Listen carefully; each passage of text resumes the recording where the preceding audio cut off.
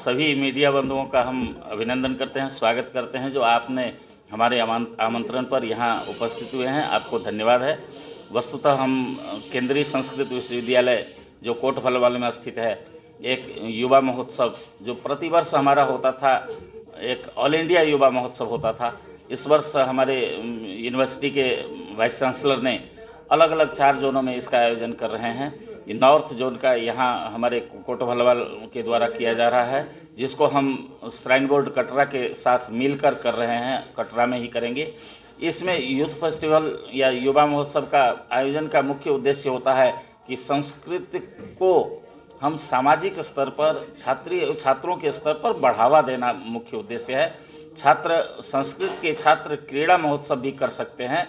यह उस छात्रों में एक होना चाहिए, क्रीड़ा के माध्यम से भी वो आगे बढ़ सकते हैं, क्योंकि लोगों में एक धारणा बनी हुई रहती है कि संस्कृत पढ़ने का मतलब पूजा पाठ कराना यही, जबकि संस्कृत के छात्र तो सब कुछ कर सकते हैं।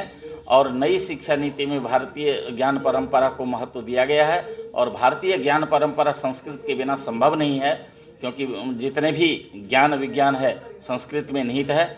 इस युवा महोत्सव को 20 तारीख से 22 तारीख तक वहाँ किया जाएगा, जिसमें शैक्षिक स्पर्धाएं, सांस्कृतिक स्पर्धाएं और क्रीड़ा स्पर्धाओं का आयोजन होगा।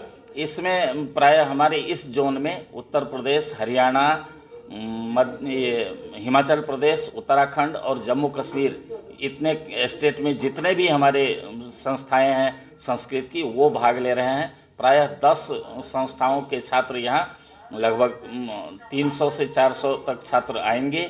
उनके विभिन्न प्रतियोगिताओं का आयोजन होगा और इस तरह से इसमें क्रीड़ा, इसके बाद इसमें जो विजेता छात्र होंगे वो ऑल इंडिया खेलने के लिए जाएंगे और ऑल इंडिया लेवल पर भी इस प्रतियोगिताओं का आयोजन होता है।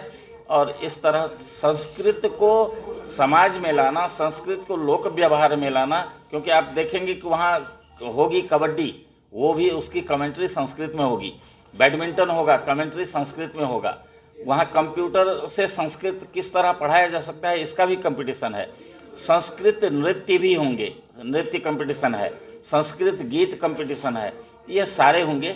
इस कार्यक्रम का उद्घाटन हमारे माननीय जम्मू कश्मीर के उपराज्यपाल जी मनोज सिन्हा जी करेंगे 20 तारीख को, और यह 3 दिनों तक क्रीड़ा स्पर्धाएँ होती रहेंगी जो वहाँ कटरा में ही होंगी। कुछ प्रतियोगिताएं हम रियासी में भी कर रहे हैं। तो इसका तात्पर्य